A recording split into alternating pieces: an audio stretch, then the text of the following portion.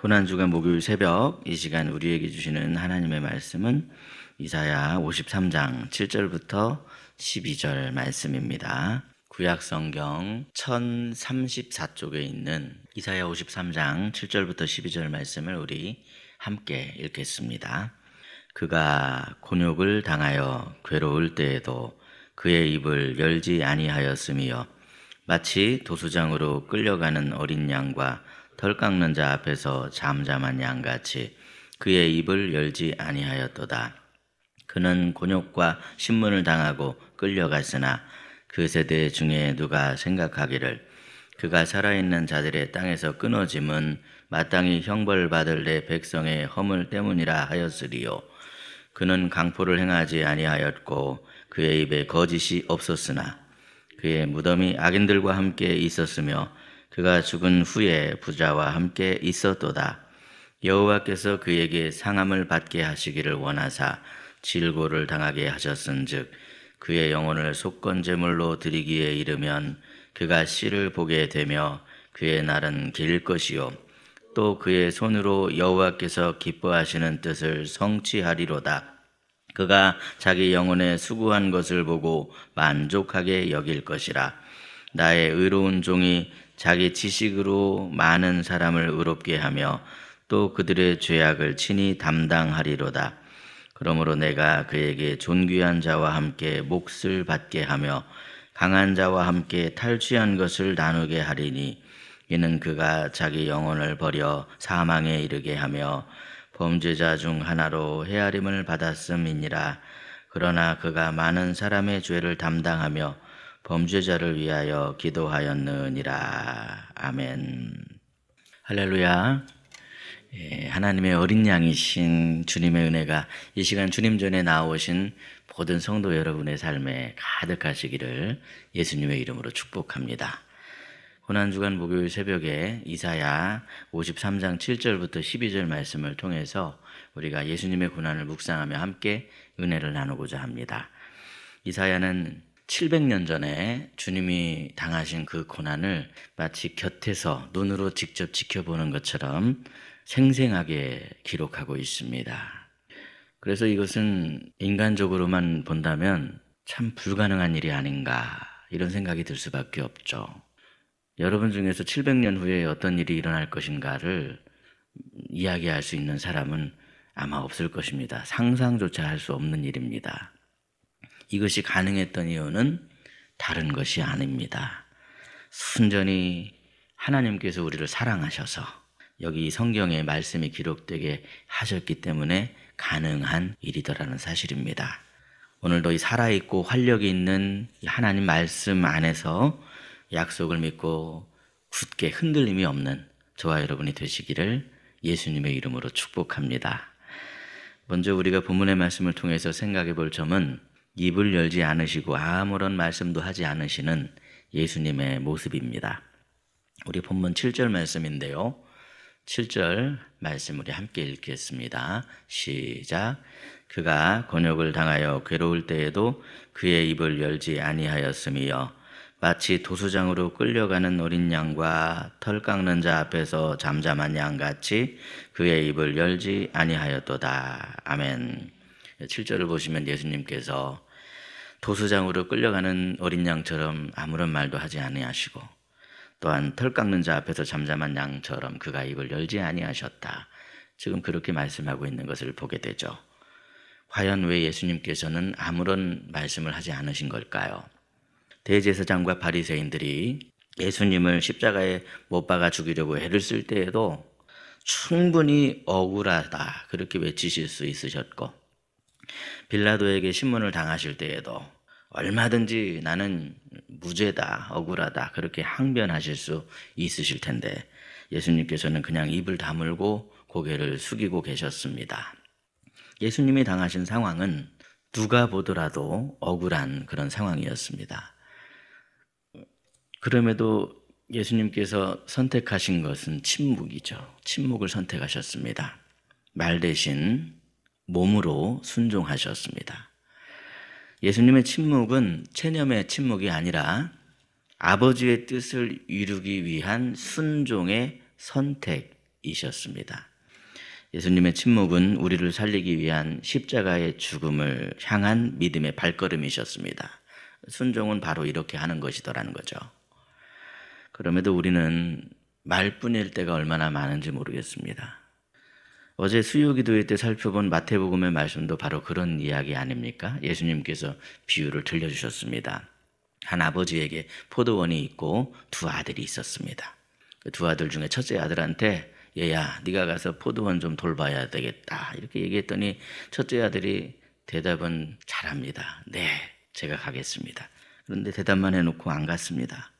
둘째 아들은 처음에는 싫어요 그렇게 거절했었는데 나중엔 뉘우치고 갔더라.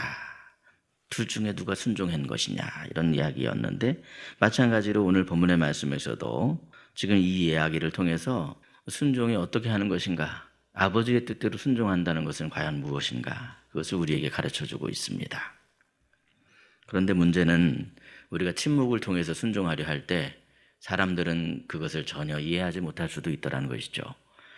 8절을 보시면 침묵하시는 예수님에 대한 사람들의 반응이 나타나고 있는데 우리 8절 말씀 함께 읽겠습니다.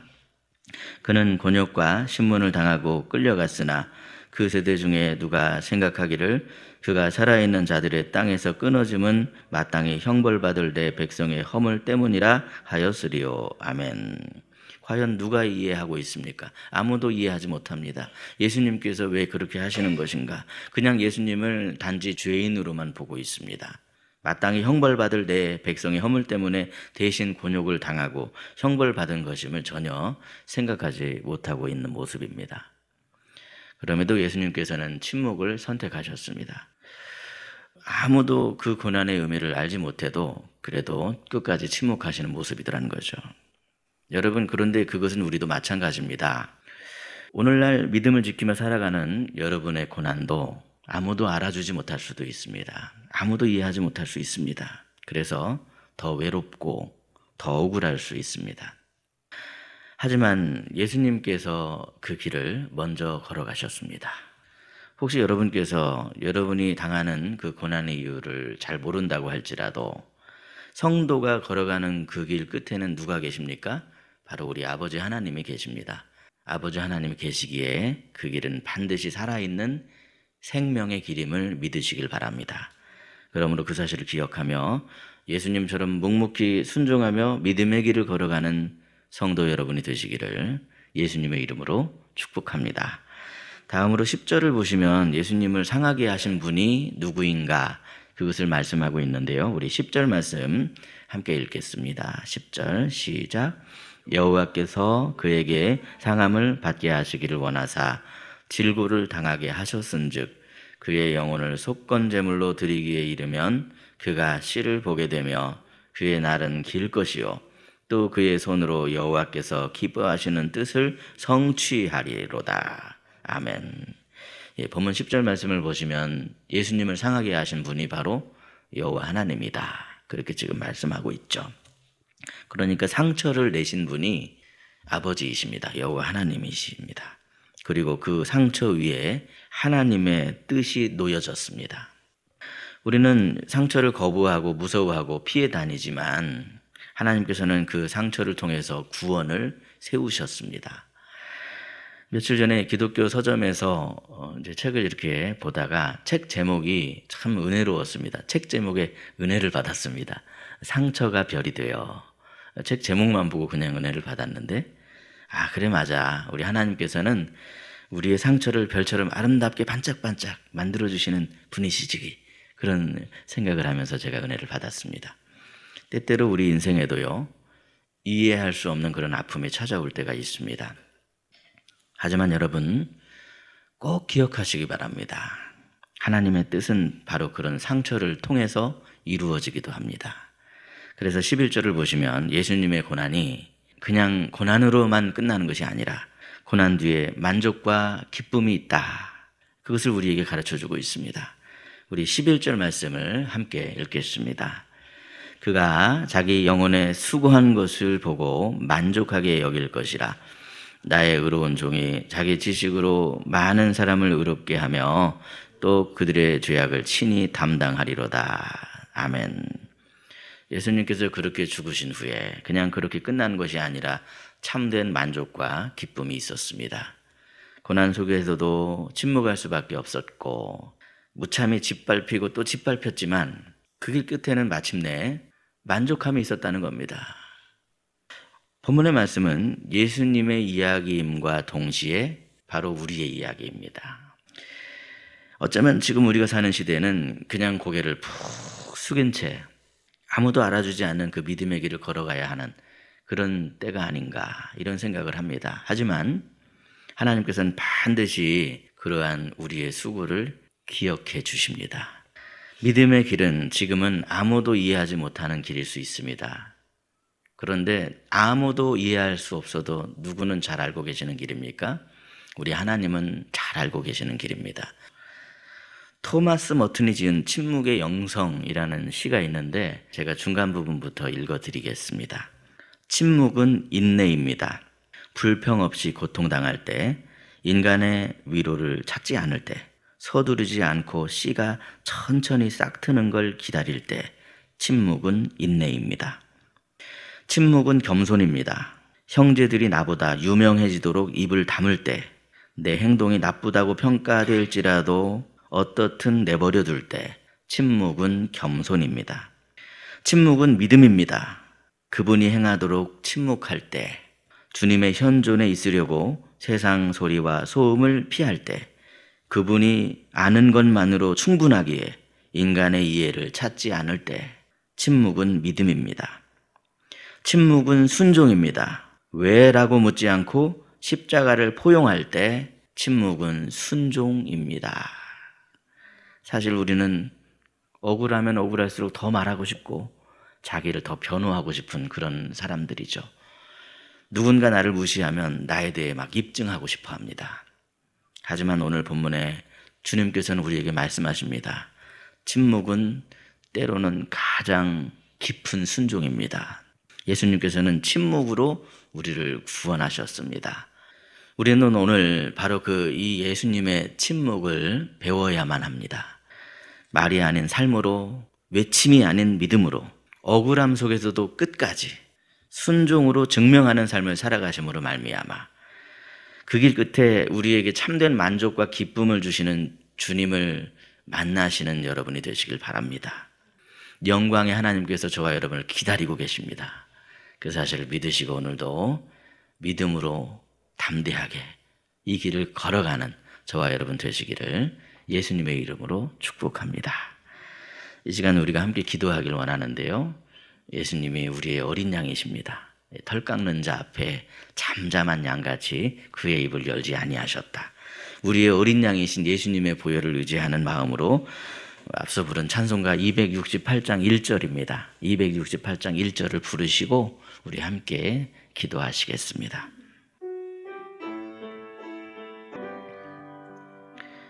하나님 아버지, 이사야의 말씀을 통해 억울하고 분해도 우리를 살리시려는 아버지 뜻에 순종하기 위해서 끝까지 입을 열지 아니하신 예수님의 모습을 묵상할 수 있게 하심을 참으로 감사합니다. 저희들도 예수님처럼 끝까지 순종하는 삶을 살아갈 수 있게 해 주옵소서. 우리가 순종하는 그 순종의 그 길 끝에서 우리에게 참된 만족을 주시고자 우리를 기다리시는 영광스러운 아버지 하나님이 계심을 믿습니다. 그 믿음을 가지고 묵묵히 참고 견디며 인내로 구원을 이루는 저희들이 되게 하여 주옵소서.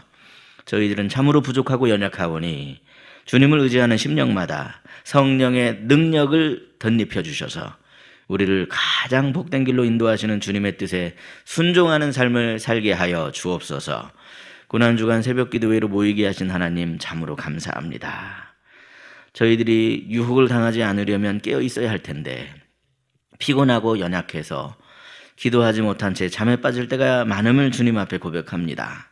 오늘도 우리를 사랑하셔서 흔들어 깨워주시는 하나님 아버지, 구레네 사람 시몬처럼 억지로 짊어졌던 그 십자가였음에도 불구하고 그 안에 엄청난 축복이 담겨 있었던 것처럼 주께서 흔들어 깨워 나오게 된 기도의 자리에서 우리가 미처 생각하지도 못하는 엄청난 은혜와 축복을 만나고 경험할 수 있도록 저희들의 삶을 풍성하게 하여 주시옵소서. 전능하신 하나님, 육신의 질고와 마음의 상처로 어려움 중에 있는 사랑하는 성도들에게 창조주 하나님의 숨결을 불어넣어 주셔서 머리부터 발끝까지 신경세포 하나하나까지도 살아계신 하나님의 은총을 맛봄으로 다시 회복되는 은혜가 있게 하여 주시옵소서. 우리에게 사랑의 음성을 들려주시는 하나님, 내가 원하노니 깨끗함을 입으라, 그렇게 친히 말씀하여 주셔서 살아계신 하나님을 간증하는 복된 삶이 되게 하여 주옵소서. 기락의 가정마다 임마누엘 하나님의 은총이 가득하게 하여 주시고 우리 사랑하는 자녀들에게 힘과 능력을 더하여 주시고 지혜와 명철을 더해 주셔서 세상에서 하나님의 자녀로서 머리가 되게 하시며 사랑받고 인정받고 칭찬받고 존귀함을 얻기에 부족함이 없게 하여 주시고 하나님께 영광을 돌리는 복된 자녀가 되게 하여 주옵소서. 오늘은 전도팀이 전도하는 날입니다. 함께 동역하게 하심을 참 감사합니다. 기도와 전도로 함께 동역할 때 합력하여 하나님의 뜻을 이루며 함께 기뻐하고 즐거워하는 복된 하루가 되게 하여 주옵소서. 모든 말씀 우리 구주 예수님의 이름으로 기도하오며 이제는 침묵으로 순종하신 우리 주 예수 그리스도의 은혜와 하나님의 사랑하심과 성령님의 교통하심이 믿음을 지키기 위해 말이 아닌 삶으로 순종하겠습니다 다짐하며 머리 숙인 사랑하는 성도들의 머리 위에 가정과 직장과 사업과 우리 사랑하는 자녀들의 머리 위에 이제로 영원히 함께 하시기를 축원하옵나이다. 아멘.